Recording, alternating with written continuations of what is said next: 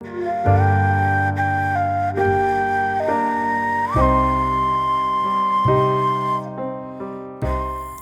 guys, Vicki here with Graham's Garden, and today we're going to talk about harvesting magnolia seeds. And this is the perfect time to do it because we are entering into the end of fall, or end of summer, beginning of fall, and this is when their pods are producing and they're ready to be harvested and you can get their seeds.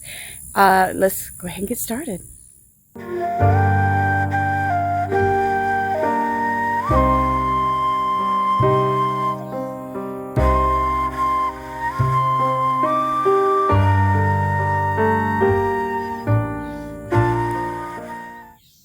When getting ready to harvest your seeds, the first thing you're going to do is look for your seed pods. And a lot of your seed pods are going to look like this with the red berry that holds the seed out of them. Now some of them, let's see if I can find one that does not have the seeds poking out. There's one right there. That one is not quite ready to harvest. When you can reach them safely, you harvest the ones that have the seeds coming out of them, or the ones that are a solid red. Not solid red, but are turning red. There's another one, and that's got red on it, and I think it's got some of the seeds poking out of it, or starting to poke out of it. Those are ready. Now, if you can reach them. If you can't reach them, you'll wait for the seeds or the pods to fall on the ground. You have a pod right here, and when you find the pods, you just pick them up. Zoom out a little bit, and you just kind of look over them. Do they have any seeds coming out of them? And if they don't, well, the birds or the squirrels, depending on where you live, have already made a quick snack out of them, and you just toss them back to the ground. There are occasions, and my mom has pretty much kept this area picked up of pods and seeds for me, because she's collecting them for me. But there are times when the pods or the seeds will fall completely out of the pods and you will see seeds. So let's look and see if we see any seeds or any pods with seeds on the ground. And when you see them, and this is a little one, you just collect it. Because this is what you're going to be starting with, are the seeds. And they start out with little berries. Let's put it in my hand so you can see it a little bit better. There we go. The seed is actually inside of that. But the berries are what the squirrels and the birds eat. And then the seeds go through their digestive system and go through a stratification process. And in spring, they start sprouting. So in order for us to be able to really harvest the seeds and be able to produce in the spring, we have to put them through stratification. I'm sorry, not stratosphere, stratification. I think I'm saying that right.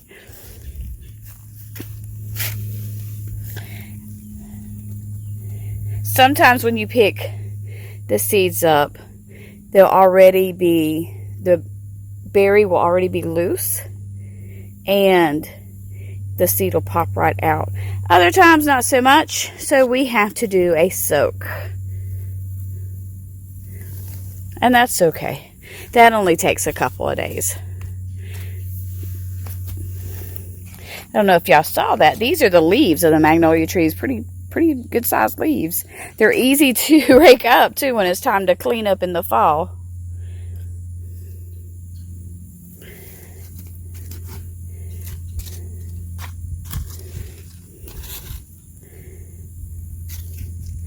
I know I was in the process of saying something.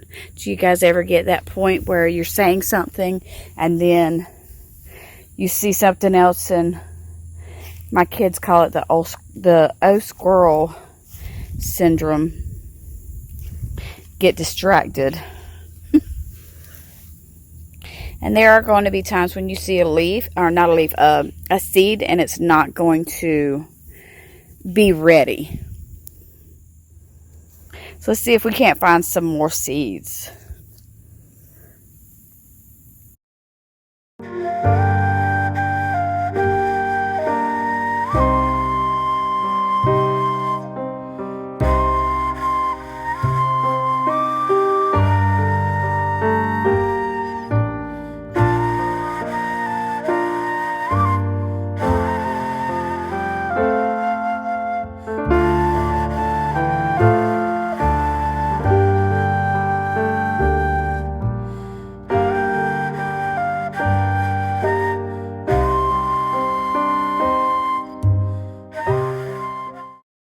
Not bad, considering, like I said, Mama and I come out here not too long ago and got a few of them off the tree because you can pick them when they're ready. And we kind of cleaned up the ground a little bit. And Mom's been kind of coming out here every day collecting seeds for me. So once you have your seeds, it's time to begin the process. And the first thing you're going to want to do is take your seeds and put them in a cup. And I use plastic throwaway cups. Just makes it easier. But you just put your seeds in a cup. And as you can see, these are the pods that my mom has collected for me. A few of them we collected together, and the rest of them my mom has brought them over to me, the seeds and the pods, so that I can harvest as many as I can get out of them. Because not every seed is going to produce. Not every seed that produces is going to survive. So take that in consideration when you harvest seeds. Harvest a few extra. Because if nothing else, if you end up getting more than what you really want, you can always give to a friend. Okay, now I went ahead and took all the seeds that I saw at the bottom at the end of our tray, or my bucket, and put those in the cup. Now, to get the seeds out of these pods, you want to only get the ones that are sticking out a little bit. And they're only holding on by that, I don't know if you saw that, but that little teeny tiny string is what's keeping them in there. So the ones that are in there like that you can barely, you can touch them, but you can't grab them and pull them out, just give them a little bit, a few days, they're going to pop right out without any problems. The rest of them, as you can see, you just pop those bad boys right on out. If you can grab a hold of it, you can pull it out. If you can't grab a hold of it and pull it out, just leave it in there. They will pop out.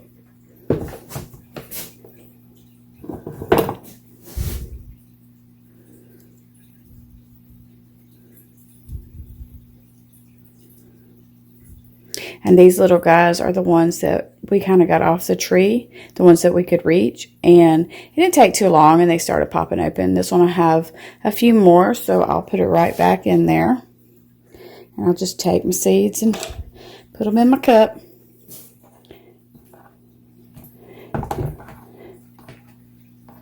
Get all of them out of the tray. Because if you don't, and I don't always look at them every single day, just simply because I do work. I'm a teacher, and that one was sticking out, but my fingers weren't working. And I got all the goodies out of that one. They've all fallen out. So when they look like this, that means they don't have any more seeds in them, and they can just go right back outside into nature. But I work as a teacher, so I don't, sometimes I get home and I'm either tired or I have to do more work, like grade papers, get my lesson plans ready. Any teacher friends out there, you know what I'm talking about. Our work does not end just because it's 3:15 and it's time to go home. We bring it home with us, and that's okay. I don't mind.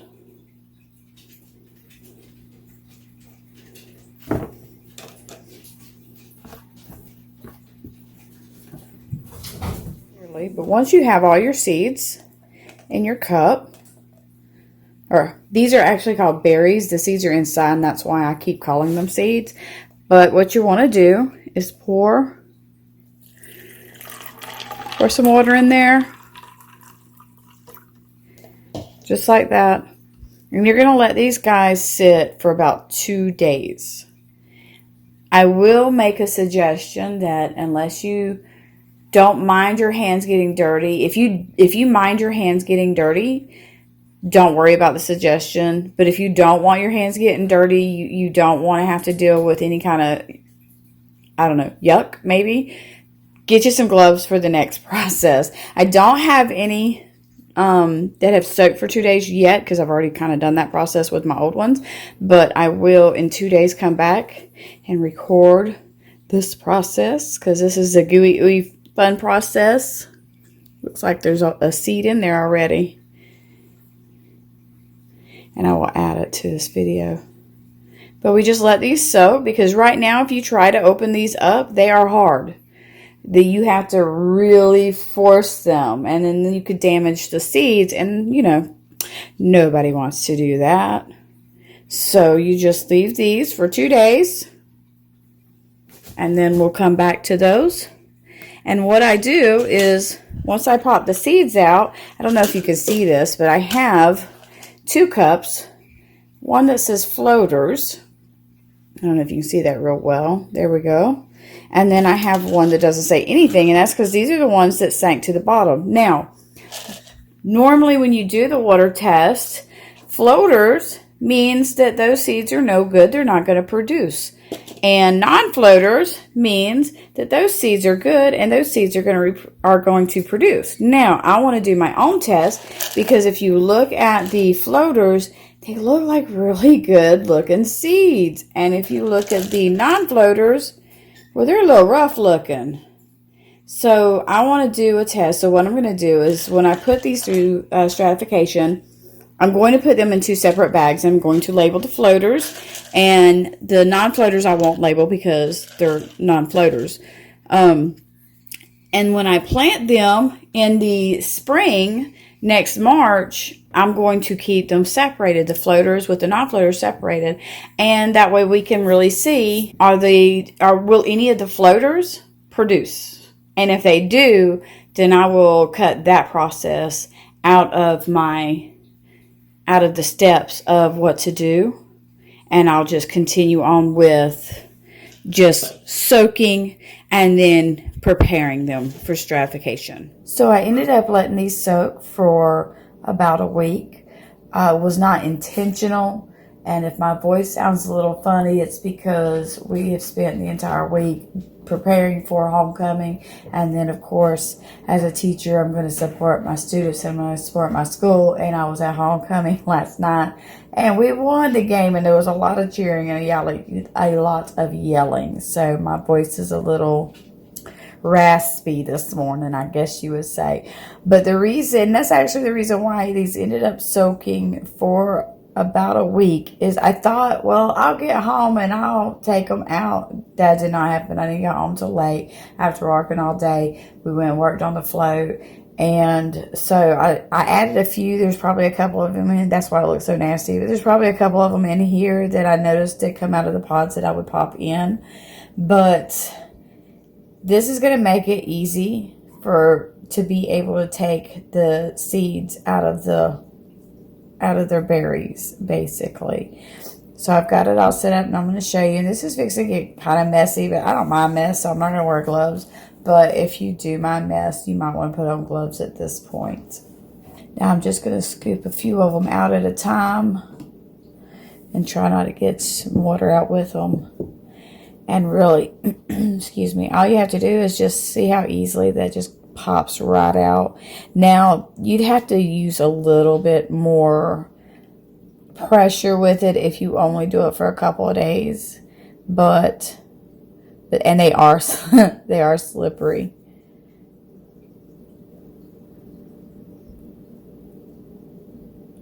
But they come out very easily. I don't think it hurts the seeds that it soaks for a little while. They have to tend to that in nature with the rains and things of that. Not to mention the fact that sometimes the birds just drop them as they're carrying them around, or the squirrels, because squirrels like to eat them too. And they come out very easily.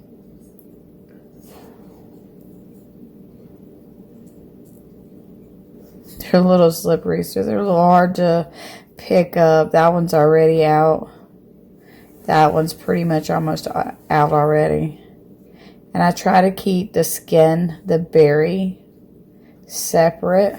Just make sure you don't lose your seeds in them, because they do come out so easy whenever you let them soak for so long.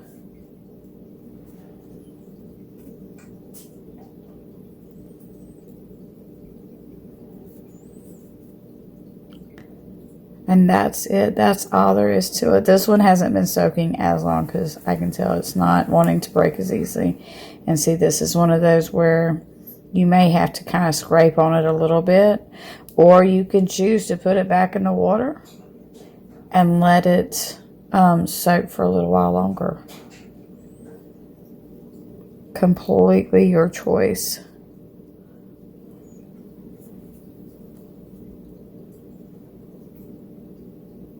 Sometimes these seeds look pretty bad.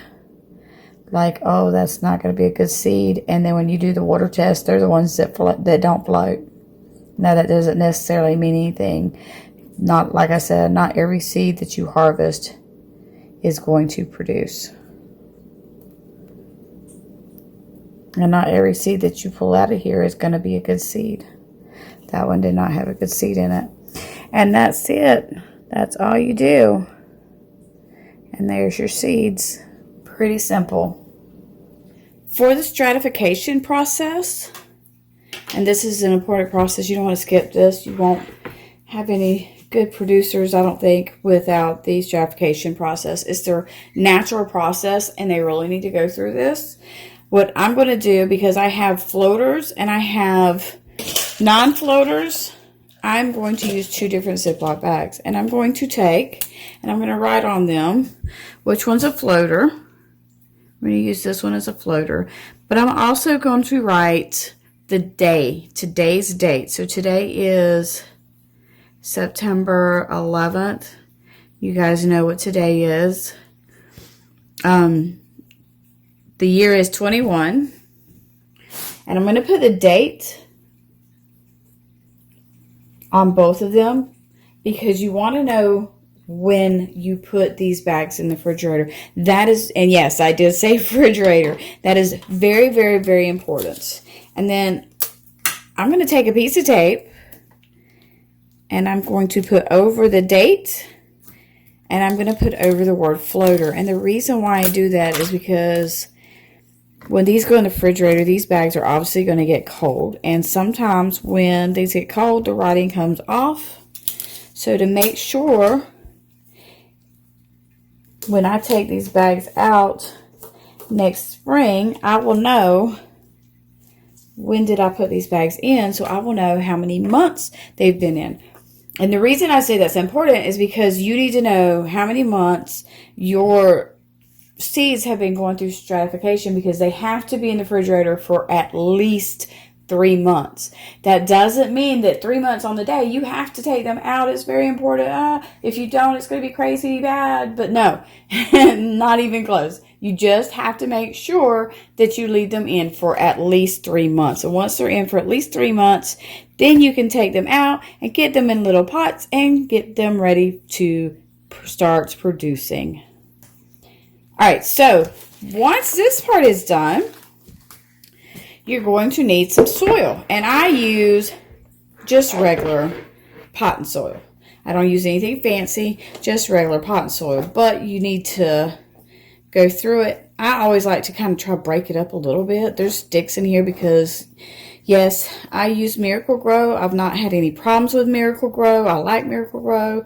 But for this process too, it's just, it really doesn't matter. You can use topsoil, which is also going to have the little sticks in it. Bark. That's just all your organics, and that's good.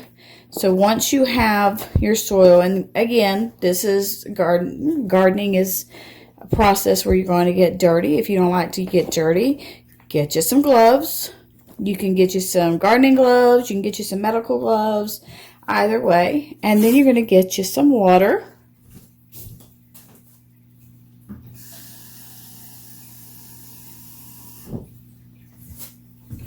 And you're going to wet your soil. And you're just going to mix it up to make sure it's all wet. And yes, I put a lot of water in there. That's all right, because the soil is going to go from this bucket to the bags. Just mix it all. Make sure all of your soil. You know, once upon a time, I was one of those girls that couldn't stand to get dirt underneath their fingernails. I guess as you get older, that stuff doesn't quite bother you as much anymore. But once you get your soil all mixed up, and if you don't have enough, you can always make some more up. It's just soil and water. Now you're ready to put it in the bag.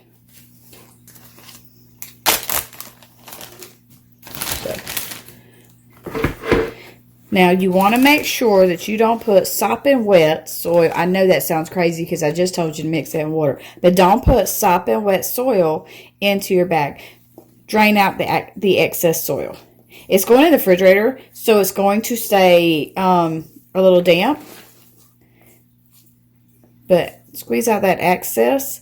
When you go to put it in your bag, you should be able to squeeze it. Ooh, be careful for sticks. But you should be able to squeeze it and no more water comes out of it. I'm just trying to squeeze without hurting my fingers on any sticks. And because I can see that. I don't know if you can see that, but that would hurt if I poked myself with that. And you just put it in the bag. And you just keep repeating this process.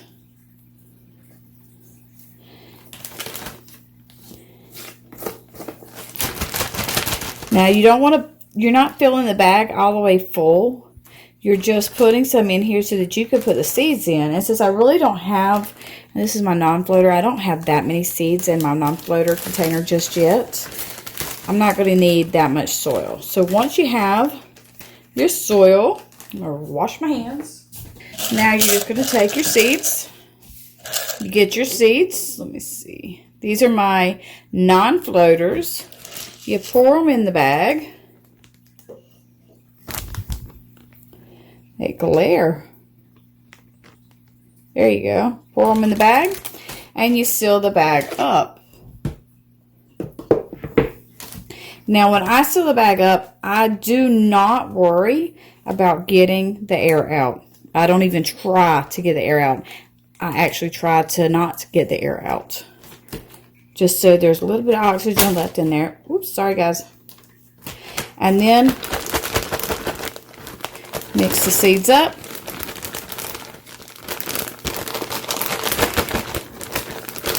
You're gonna be able to see some of them. That's fine. They don't have to disappear in the soil, but they need to be in the soil and not just laying on the very top of the soil like they were when we first put them in there. Now that you have them in their bag, the next step is just putting them in the refrigerator.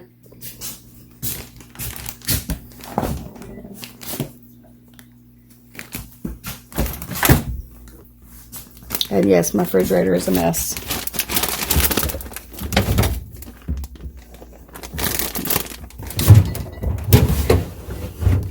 I'm going to stick them in here because I really have not been using this, and it does get cold in here. Close it up.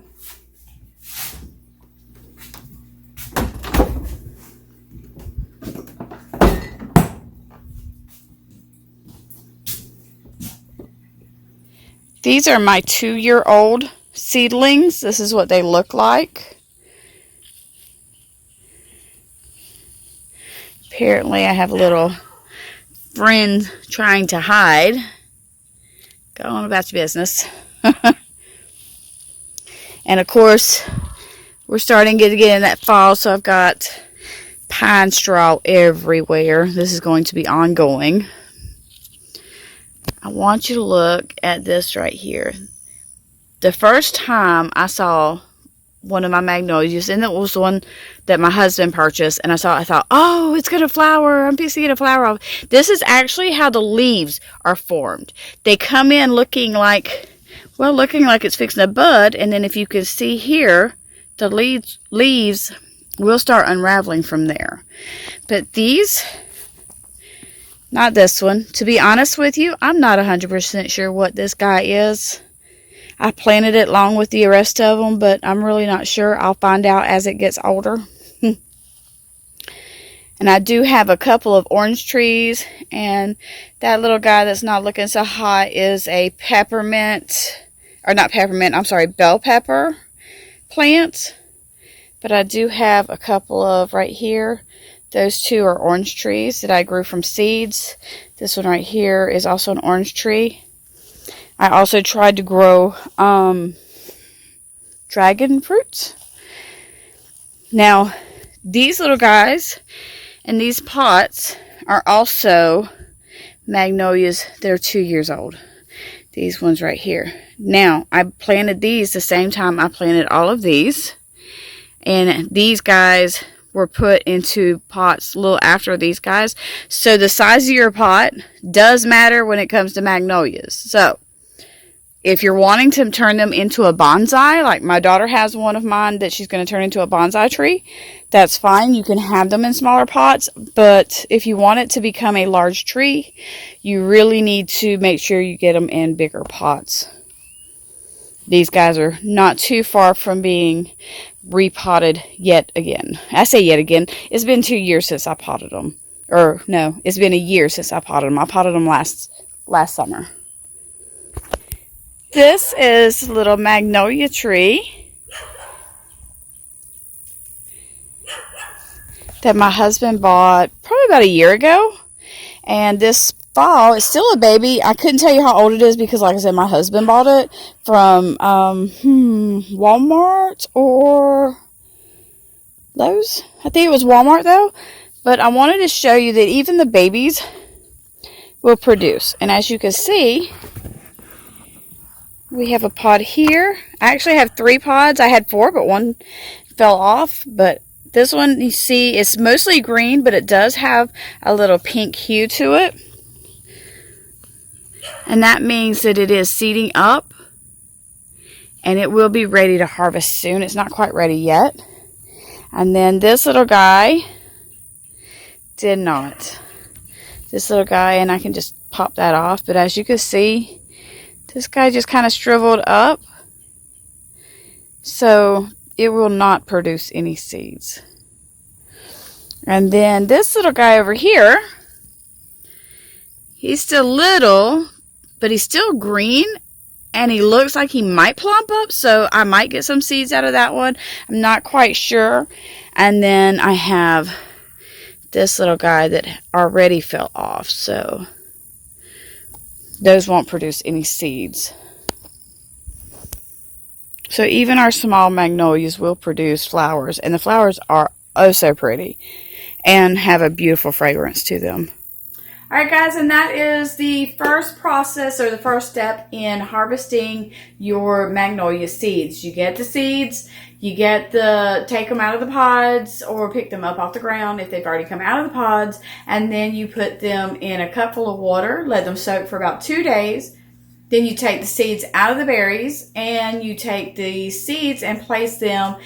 I like to do, and like I said, after this process, next spring when they start sprouting, I will be able to tell, am I going to keep doing the water test or am I going to remove that altogether? And I'll keep you updated on how that goes.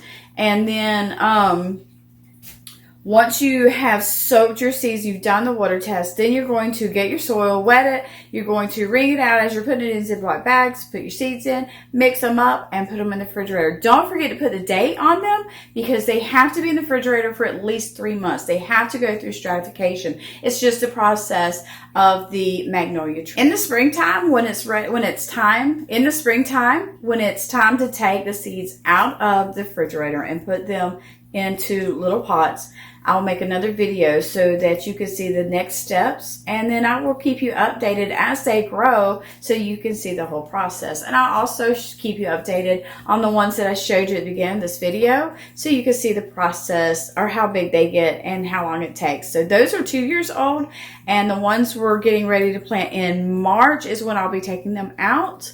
Those, we'll keep track on those as well. And those that are outside that I showed you at the beginning, those were also planted in March, but that was 2 years ago. So this is 2021, so it was 2019 when those were planted. I hope you enjoyed the video, and I hope you found it informal. And if you did enjoy it, please subscribe and hit that bell so you can get your notifications. Also, if you know anybody who would be interested in how to harvest and prepare to grow magnolia trees, share this video with them. Until the next video, have a blessed day, and I'll see you later.